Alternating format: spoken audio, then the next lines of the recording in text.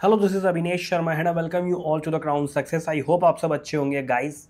Uttarakhand GS की series में last lecture जो हमारा था उसमें हमने अपनी ना परिवहन सेवाओं को कवर कर लिया था, परिवहन तंत्र को कवर कर लिया था, जिसमें हमने आपका स्थल परिवहन, जल परिवहन और वायु परिवहन के बारे में स्टडी करी थी। जल परिवहन मैंने आपको बताया था कि छोटा मोटा जल से परिवहन है कि जहाँ पर नौकाओं से इधर उधर लोग जाते हैं, बट मेन जो मुख्यतः यहाँ पर रेल परिवहन है, सड़क परिवहन और वायु परिवहन है। इसको हमने डिटेल में कवर किया था, पूरा का पूरा चैप्टर हाईरेड परियोजना और ये हवाई सेवाओं के बारे में था।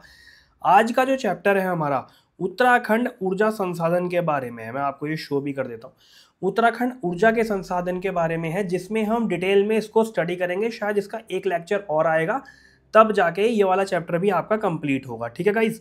एक चीज़ और, मुझे कमेंट्स आ रही हैं कि सर आपने हिस्ट्री जो कवर कराई है क्या उसका रिवीजन भी कराओगे क्या आप, इसके अलावा सर टेस्ट सीरीज दे दो सर। ये सारी ना बहुत ज़्यादा क्वेरी आ रही है, तो मैं आपको बता रहा हूँ बहुत जल्दी हमारी एप्लीकेशन और वेबसाइट आने वाली है गाइस, जिस पर आपको टेस्ट सीरीज और कोशिश करेंगे हम कि जो भी मटेरियल आपके एग्ज़ाम के पर्पज़ से ज़रूरी है, ठीक है, चाहे आपका जो भी एग्ज़ाम होने वाला हो, आगे पुलिस है, उत्तराखंड पीसीएस है, लोअर पीसीएस है, और आगे भी इसमें ना हम एक सीरीज़ और मैं कंटिन्यू करने वाला हूँ। यहाँ पर मैं आपको इन्फॉर्मेशन देता हूँ जो स्टूडेंट्स पॉलिटिकल साइंस वाले हैं, ठीक है, मैंने खुद इसमें पीजी किया हुआ है पॉलिटिकल साइंस में, तो जो स्टूडेंट पॉलिटिकल साइंस वाले हैं उनका प्रवक्ता का एग्ज़ाम होना है, ठीक है। तो और जैसे जो यूपीएससी वाले भी हैं इसमें, लेकिन फ़िलहाल जो प्रवक्ता का एग्ज़ाम होना है पॉलिटिकल साइंस से, यूजीसी नेट देना चाहते हो तो उन सब के लिए ये है, ठीक है। मैं ये सीरीज़ बहुत जल्दी अपनी एप्लीकेशन पर और वेबसाइट पर कंटिन्यू करूँगा, आप लोग उसमें जुड़ सकते हो, मैं इन्फॉर्मेशन अपडेट दे दूंगा। और हाँ, रही बात ये वाली कि सर इसका रिवीजन भी कराओगे क्या आप, और उत्तराखंड की सीरीज़ हमारी ये कब तक, बहुत जल्दी आपकी ये सीरीज़ कंटिन्यू कवर हो जाएगी। और जो लोग हमारे इस प्रोग्राम में एनरोल हैं, जो स्टूडेंट्स जुड़े हुए हैं ऑलरेडी, जब मैं आपको कंप्लीट पीडीएफ सेट दूंगा ना ग्रुप में, तो आपको ना अपडेटेड मटेरियल मिलेगा। यानी कि जो हमने हिस्ट्री कवर की हुई है उसमें भी कुछ ऐसे फैक्ट्स आपको और नहीं मिलेंगे वन लाइनर, जो आपके एग्जाम के लिए ज़रूरी होंगे, ठीक है। और जैसे जनपदवार जो हैं, जिले जो हैं, वो मैं आपको दूंगा, तो बहुत सारी चीज़ें उसमें एक्स्ट्रा भी मिलेंगी कंप्लीट पीडीएफ सेट में। और जो लोग नहीं हैं तो डिस्क्रिप्शन में नंबर दिया हुआ है, आप लोग हमारे इस प्रोग्राम में, इस सीरीज़ में एनरोल कर सकते हो गाइस, ठीक है। चलो, टेंशन बिल्कुल मत लो, छोड़ूंगा कुछ नहीं, सब कवर हो जाएगा। और मैंने पहले दिन से कहा, कनेक्टिविटी बना के मैं पढ़ाता हूँ माइंड मैप की फॉर्म में, चीज़ें याद हो जाती हैं, वो आसान हो जाती हैं आपके लिए, ठीक है गाइज।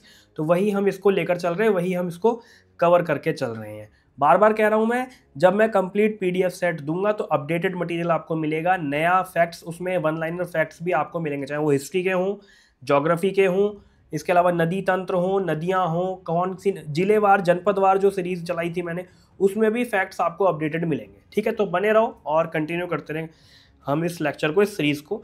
तो आज का जो चैप्टर है आपके सामने स्क्रीन पर शो भी हो रहा है कि उत्तराखंड ऊर्जा संसाधन के बारे में। अब दिसंबर 2023 में गाइस क्या हुआ, नई रिपोर्ट आई, जिसमें केंद्रीय विद्युत प्राधिकरण द्वारा रिपोर्ट आई थी, ठीक है। इसमें क्या बोला कि राज्य में टोटल जो स्थापित विद्युत क्षमता है वो 4426.98 मेगावाट की है, जिसमें आपकी जल विद्युत है और तापीय ऊर्जा है, नवीकरणीय ऊर्जा है और परमाणु ऊर्जा है। जल विद्युत ऊर्जा की अगर हम बात करें तो 2185.89 मेगावाट की जल विद्युत ऊर्जा है, ठीक है। तापीय ऊर्जा 1335 लगभग 934 की नवीकरणीय ऊर्जा और 31.24 मेगावाट की परमाणु ऊर्जा है। सेक्टर श्रेणी में अगर हम बात करें तो राज्य सरकार के पास 1444.52 मेगावाट सेक्टर श्रेणी में है, केंद्र के पास 1109 और प्राइवेट सेक्टर के पास 1872.92 मेगावाट, ठीक है। पूरा फैक्ट है, पूरा डेटा है ये। और क्या है कि पावर ग्रिड कॉरपोरेशन के सहयोग से रुड़की में, किच्छा में, पिथौरागढ़ में 3 नए सब स्टेशन को निर्माण किया जाएगा, प्रोसेसिंग है, ठीक है गाइज। 2000 नहीं, ये 25 मेगावाट तक की परियोजनाओं को लघु परियोजनाएं कहते हैं, और 25 मेगावाट से अधिक की जो परियोजनाएं गाइज, उन्हें जो है ना बड़ी परियोजनाएं कहा जाता है, ये ध्यान रखना। 25 मेगावाट से कम की जो परियोजनाएं होंगी वो कौन सी परियोजनाएं हैं, ध्यान रखना, लघु परियोजनाएं। और 25 मेगावाट से ज़्यादा की जो परियोजनाएं गाइज, उनको जो है ना बड़ी परियोजनाएं कहते हैं, ये ध्यान रखना। आगे को जो हम पढ़ेंगे ना तो आप उसमें जो है समझ पाओगे चीज़ों को, कौन सी बड़ी है, कौन सी छोटी परियोजना है। चलो आगे बढ़ते हैं हम।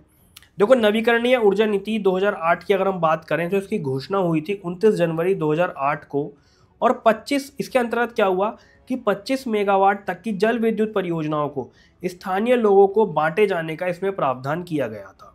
ठीक है, 5 मेगावाट से कम क्षमता की जल विद्युत परियोजनाओं पर 15 सालों तक रॉयल्टी में छूट दी जाती है, उसके बाद 18% रॉयल्टी ली जाएगी। ये प्रावधान इसके अंतर्गत किए गए थे गाइस। ठीक है, उसके बाद पढ़ते हैं हम पिरूल आधारित ऊर्जा नीति 2018 को। अब पिरूल क्या होता है? पिरूल होता है गाइस चीड़ की पत्तियां। ठीक है, अब इसका टारगेट क्या था कि पिरूल आधारित विद्युत संयंत्र से 2030 तक लगभग 100 मेगावाट विद्युत का उत्पादन किया जाए। पिरूल और अन्य बायोमास आधारित विद्युत उत्पादन की नई पहल की गई इसके अंतर्गत। किसके अंतर्गत? पिरूल आधारित ऊर्जा नीति के अंतर्गत की गई गाइस। ये समझ में आया होगा आपको। ऐसे ही अगर हम आगे बढ़ें तो देखो, सौर ऊर्जा नीति 2023 की बात करते हैं हम। 2027 के लास्ट तक प्रदेश में सोलर पावर प्लांट के माध्यम से 2500 मेगावाट बिजली उत्पादन का टारगेट इस ऊर्जा नीति के अंतर्गत रखा गया। ध्यान रखना, सौर ऊर्जा नीति 2023, इसमें क्या है? 2500 मेगावाट बिजली उत्पादन का टारगेट इस नीति के अंतर्गत रखा गया गाइस। ठीक है, इसमें और क्या बोला कि कोई भी व्यक्ति सरकारी जमीन को लीज पर लेकर सौर ऊर्जा प्रोजेक्ट लगा सकता है। ये बात भी इसके अंतर्गत की गई। इससे होगा क्या कि स्थानीय लोगों को रोजगार मिलेगा और 70% रोजगार जो है ना स्थानीय युवा को दिया जाएगा। ये बात इसके अंतर्गत की गई। एक चीज आती है, एक वर्ड आता है यूरेडा। इसके बारे में आगे पढ़ाऊंगा क्या है ये। Uttarakhand renewable energy development agency को लैंड बैंक बनाने की जिम्मेदारी दी गई। ये ध्यान रखना इस नीति के अंतर्गत, इसकी सौर ऊर्जा नीति के अंतर्गत। और ये यूरेडा क्या है आगे बताऊंगा, इसी लेक्चर में बताऊंगा आगे आपको। ठीक है गाइस। फिर 1 अप्रैल 2001 को उत्तराखंड विद्युत निगम का गठन किया गया और इसके नियंत्रण में विद्युत उत्पादन, पारेषण और वितरण का काम किया गया। 3 अलग अलग निगम जो है ना इसके अंतर्गत बनाए गए, इसके कंट्रोल में दिए गए 3 अलग अलग निगम, विद्युत उत्पादन, पारेषण और वितरण। ठीक है, ये बात ध्यान रखने वाली थी। इसमें किताबों में इस नीति को पढ़ोगे बहुत ज़्यादा लंबी लंबी कहानियाँ लिखी हुई हैं। यहाँ मैंने शॉर्ट में बता दिया है। नोट्स आप लेना चाहो डिस्क्रिप्शन में नंबर है, व्हाट्सएप नंबर है, आप सीधे मैसेज करके वहाँ से ले सकते हो गाइस। चलो आगे बढ़ते हैं हम। ऐसे ही उत्तराखंड जल विद्युत निगम लिमिटेड की अगर हम बात करें तो इसका गठन हुआ गाइस 12 फरवरी 2001 को। ठीक है, और राज्य की जल क्षमता का मैक्सिमम उपयोग करते हुए जल विद्युत उत्पादन बढ़ाने के लिए इसका जो है गठन किया गया। और प्रेजेंट में इसमें 1.5 मेगावाट से 304 मेगावाट तक 20 से ज़्यादा जल विद्युत उत्पादन केंद्र हैं। ठीक है, मेन चीज़ है, राज्य के चीनों मिलों में खोई आधारित बिजली की सह उत्पादन के लिए राज्य के उधम सिंह नगर में 2 बिजली संयंत्र है गाइस। एक नादेड़ में है 16 मेगावाट का और एक बाजपुर में 22 मेगावाट का। ठीक है, मैं बार बार कह रहा हूँ किताबों में बहुत लंबी लंबी कहानियां हैं, किताबों से पढ़ोगे बोर हो जाओगे। यहाँ से आप नोट्स बना सकते हो या प्रॉपरली जो है इस प्रोग्राम में एनरोल भी कर सकते हो जहाँ से आपको नोट्स ये प्रोवाइड किए जा रहे हैं। ठीक है, चलो ऐसे ही आपका आता है टिहरी हाइड्रो डेवलपमेंट कॉरपोरेशन। इसकी स्थापना की गई 12 जुलाई 1988 को। ठीक है, केंद्र ने और उत्तर प्रदेश गवर्नमेंट ने मिलकर इसकी स्थापना करी थी। इसका उद्देश्य था कि 2400 मेगावाट के टिहरी जल विद्युत परियोजना में 2400 मेगावाट के टिहरी जल विद्युत परियोजना में बिजली उत्पादन करना। और कैसे करना? टिहरी 1 परियोजना ये 1000 मेगावाट की होगी, टिहरी 2 ये 1000 मेगावाट की और कोटेश्वर होगी 400 मेगावाट की। टोटल कितनी? 2400 मेगावाट के टिहरी जल विद्युत परियोजना में क्या करना? बिजली का उत्पादन करना। और इसको टिहरी हाइड्रो डेवलपमेंट कॉरपोरेशन को अक्टूबर 2009 में मिनी रत्न श्रेणी 1 का कंपनी का दर्जा भी मिला है। ये भी ध्यान रखने वाली बात है, लिख लेना इसको आप, वरना नोट्स में तो मिल ही जा रहा है। आगे बढ़ते हैं हम। ऐसे ही आपका आता है power transmission corporation of Uttarakhand limited यानी कि PTCUL। ध्यान रखना ये चीज, PTCUL क्या पढ़ रहे हैं हम? उत्तराखंड की एनर्जी के बारे में पढ़ रहे हैं, ऊर्जा संसाधनों के बारे में पढ़ रहे हैं हम गाइस। ठीक है, PTCUL का गठन किया गया 1 जून 2004 को और 132 kV और उससे ज़्यादा क्षमता की बिजली सप्लाई के लिए नेटवर्क तैयार करना इसका काम है। और कुछ नहीं है इसमें जानने वाला, सिर्फ इतनी सी चीज़ है।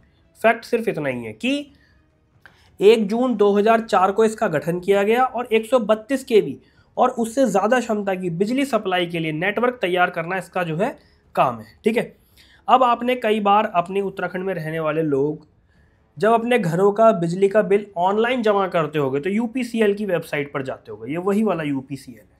ठीक है, 2001 में इसका गठन हुआ और कैसे हुआ, PTCUL और UJVNL, इससे बिजली लेकर और अपने उपभोक्ताओं तक बिजली पहुंचाना इसका काम है, ठीक है। और 132 केवी से नीचे के सब स्टेशन का नियंत्रण जो है ना UPCL को दिया गया। बस इतनी सी कहानी है इसमें। ऐसे ही Uttarakhand renewable energy development agency, इसकी स्थापना हुई गाइस जुलाई 2001 को। इसका हेडक्वार्टर देहरादून में है और राज्य के अन्य अन्य जगहों पर इसके अन्य अन्य हेडक्वार्टर हैं, अन्य अन्य इसके जो है ना ऑफिस हैं, लेकिन मेन जो हेडक्वार्टर है इसका गाइस वो देहरादून में है। इसका क्या काम है, सौर और पवन ऊर्जा के साथ छोटी जो जल विद्युत परियोजनाएं हैं और वाटर मिल्स हैं, इनको भी अपग्रेड करने का कार्य इसको दिया गया, ठीक है। सौर और पवन ऊर्जा के साथ लघु जल विद्युत परियोजनाओं और वाटर मिल्स को भी अपग्रेड करने का कार्य किसको दिया गया, Uttarakhand renewable energy development agency को। इसके अलावा अप्रैल 2001 में केंद्र सरकार ने पंचक्की को लघु उद्योग का दर्जा दिया, ठीक है। ये एक समझने वाली बात थी, यहाँ पर ध्यान देने वाली बात थी। अब देखो ये आपके सामने जो है गाइस उत्तराखंड की कुछ जल विद्युत परियोजनाएं हैं जिसका ये चार्ट है। जैसे पथरी है, मोहम्मदपुर, खटीमा, लोहिया, कुल्हाड़, ढकरानी, ढालीपुर, छिवरो, रामगंगा, चीला, खोडरी, टनकपुर, उर्गम, ठीक है, कालीगंगा, मनेरी, व्यासी, सोनप्रयाग, सुरनीगढ़, ये सारी कुछ परियोजनाएं हैं। मैं आपको यहाँ शो भी करता हूँ, थोड़ा सा आप ये देख लो। उत्तराखंड की जल विद्युत परियोजनाएं हैं, एक चार्ट है उसका ये, इसका आप स्क्रीनशॉट ले सकते हो या इसको नोट कर सकते हो, ये सब याद करने वाला है आपका, ठीक है। कौन सी नदी पर है, गंगा नदी पर है, जिला कौन सा है, हरिद्वार है। रामगंगा परियोजना, ठीक है, रामगंगा नदी पर, जिला कौन सा है आपका, पौड़ी है। तो ये कुछ पूरा फैक्चुअल है, ये आपको याद ही करना है, ठीक है। याद कर लोगे आसानी रहेगी, क्योंकि एग्जाम में पूछ लेता है कौन सी नदी पर क्या है, कहाँ पर है और कौन से जिले में, ये पूछ लेता है कई बार एग्जाम में, ठीक है। आगे बढ़ते हैं हम, थोड़ा सा ये देखो, आप ऊपर का स्क्रीनशॉट ले लो, नीचे का स्क्रीनशॉट ले लो, नोट करना चाहते हो आप इसको जो है नोट भी कर लो। ऐसे ही डिटेल तो मैं इनकी पढ़ाऊंगा ही आगे, डिटेल तो मैं इनके आगे पढ़ाऊंगा ही। ऐसे ही प्रमुख बांधों के अगर हम बात करें तो मुख्य बांध एक दृष्टि में अगर आप देखो तो टिहरी बांध के बारे में, इसकी ऊंचाई दी हुई है, कौन सी नदी पर है वो दिया हुआ है, इसकी स्थापना कब हुई और कौन से जिले में है वो दिया हुआ है, ये पूरा चार्ट है, ठीक है गाइस। हरिपुरा बांध के बारे में है, जमरानी बांध के बारे में, ऐसे ही नानक सागर बांध के बारे में, मनेरी बांध के बारे में, पाला बांध, तुमरिया डैम, रामगंगा, इचरी बांध, इन सब के बारे में, ठीक है। इनकी क्या ऊंचाई है उसके बारे में दिया हुआ है, किन नदियों पर स्थित है ये उसके बारे में दिया हुआ है, और इनकी स्थापना कब हुई वो दिया है, और कौन से जिले में है वो दिया है। ये भी याद करने वाला, इसका भी स्क्रीनशॉट ले सकते हो आप, ठीक है। यहाँ से स्क्रीनशॉट लेकर के स्टडी करो, इसको बार बार याद करो। आगे बढ़ते हैं हम। हालांकि इनके इससे अलग भी जो कुछ और परियोजनाएं हैं, बांध हैं, उनको मैं डिटेल में बताऊंगा, ठीक है, उनको मैं आपको डिटेल में बताऊंगा। जैसे उत्तराखंड की जो उत्पादनरत जल विद्युत परियोजनाएं हैं, यहाँ तो मैंने आपको क्या एक चार्ट दिया, जल विद्युत परियोजनाओं का चार्ट दिया, लेकिन कुछ एक ऐसी जल विद्युत परियोजनाएं भी हैं जो हो सकता है इस चार्ट में ना हो, लेकिन वहाँ से एग्जाम में क्वेश्चन बन जाते हैं, तो वो मैं आपको अलग से पढ़ा रहा हूँ डिटेल में, वो आप ज़रूर स्टडी कर लो और उसको लिख लो। लिख लेना चाह रहे तो नोट्स ले लेना। अब देखो जैसे ग्लोगी जल विद्युत परियोजना है, ठीक है, इसकी क्षमता है गाइस 35 मेगावाट की। ग्लोगी जल विद्युत परियोजना की जो क्षमता है वो तकरीबन 35 मेगावाट की है, और इसकी स्थापना हुई है मसूरी देहरादून रोड पर। कहाँ पर हुई है, क्यारकुली और भट्टा गांव के बीच में जो है ना, इसकी ग्लोगी जल विद्युत परियोजना की स्थापना हुई है। बार बार आप वीडियो देखोगे ना, अगर मेरी वीडियो को आप बार बार भी देख लेते हो ईयरफोन लगा करके, तो भी आपको जो फैक्ट्स याद हो जाएंगे, क्योंकि मैं फालतू कुछ नहीं बोलता हूँ। जैसे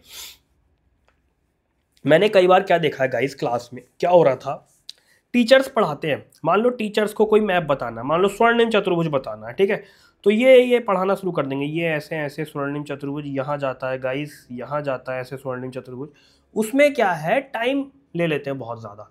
मेरा पढ़ाने का तरीका जो है, मैं सिर्फ उतना ही बोलता हूँ जहाँ से एग्जाम में क्वेश्चन बन जाते हैं, पिछले सालों में बने हुए, आगे भी बनने की संभावना। फालतू में कुछ नहीं बोलता हूँ, ना ही मैं इससे वीडियो को लंबा करता हूँ। चाहता हूँ तो मैं भी 30-30, 35-35, 40-40 मिनट की वीडियोस कर सकता हूँ, पर आपका भी टाइम कीमती है, मेरा भी टाइम कीमती है। जो ज़रूरी है केवल वही पढ़ो, फालतू कहानी कुछ नहीं पढ़नी, हमें एग्जाम पास करना, बाबा नहीं बनना, ठीक है गाइस। चलो आगे बढ़ते हैं। अब देखो मई 1909 में विद्युत उत्पादन इससे स्टार्ट हो गया था, ग्लोगी जल विद्युत परियोजना से, ठीक है। और वर्तमान जो रखरखाव है इसका UJVNL क्या है, ये इसके बारे में बताया मैंने आपको, चेक करो पीछे बताया कि नहीं बताया। UJVNL अगर नहीं बताया मैंने तो इसके बारे में अलग से बताऊंगा मैं आपको, ठीक है गाइस। PTCUL तो मैंने बता रखा है आपको, ये रहा power transmission corporation of Uttarakhand limited, PTCUL तो बता रखा है मैंने आपको। UJVNL ठीक है, इसके बारे में मैं अलग से बताऊंगा आपको, ठीक है गाइस, कवर कर लेंगे इसको भी हम। तो ग्लोगी जल विद्युत परियोजना जो इसका रखरखाव इसके द्वारा किया जाता है, और मैसूर के बाद देश का दूसरा और उत्तर भारत का ये प्रथम विद्युत संयंत्र, ये ध्यान रखना। किसके बाद? मैसूर के बाद देश का दूसरा और उत्तर भारत का प्रथम विद्युत संयंत्र है ग्लोगी जल विद्युत परियोजना जो है। ऐसे आपकी आती है धौली गंगा फेज 1 परियोजना, ठीक है, 280 मेगावाट की इसकी क्षमता है, और ये परियोजना जो है भारत सरकार की परियोजना है गाइज। और इसके अलावा इसके बारे में जानने वाली एक इंपॉर्टेंट चीज क्या है कि भूमिगत पावर हाउस और सुरंगों वाली परियोजना इसको कहते हैं, या ये है कौन सी? धौली गंगा फेज 1 परियोजना, इसको भूमिगत पावर हाउस या सुरंगों वाली परियोजना कहते हैं। और ये कहाँ पर है? पूर्वी धौली गंगा नदी पर धारचूला के पास, धारचूला यानी पिथौरागढ़, ठीक है, पूर्वी धौली गंगा नदी पर धारचूला के पास में।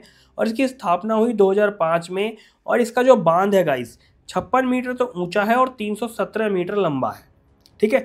इसमें क्या है कि भारत में पहली बार इस बांध में, ये बांध लिखा है ध्यान से देख लेना, मैं करेक्ट कर दूंगा इसको नोट्स में।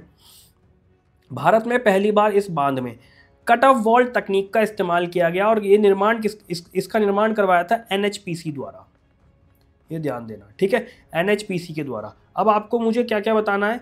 एक तो बताना है UJVNL के बारे में, और बताना है आपको मुझे NHPC के बारे में। बचेगा कुछ नहीं, सब हम कवर कर लेंगे, ठीक है गाइस। 17 मिनट का तकरीबन ये लेक्चर हो चुका है ऑलरेडी। बाकी अगली वीडियो में ये चैप्टर भी हमारा कंप्लीट हो जाएगा। पढ़ते रहो आप इस तरीके से, अपनी तैयारी को बेहतर करते रहो और जुड़े रहो। जल्दी हम सीरीज़ कर देंगे शुरू, और PCS वालों के लिए भी मैं सीरीज़ लाने वाला हूँ। बहुत कुछ चीज़ें हैं जो मैं आपके लिए कंटिन्यू करूँगा। चलो पढ़ते रहो इस तरीके से guys. All the very best, thank you.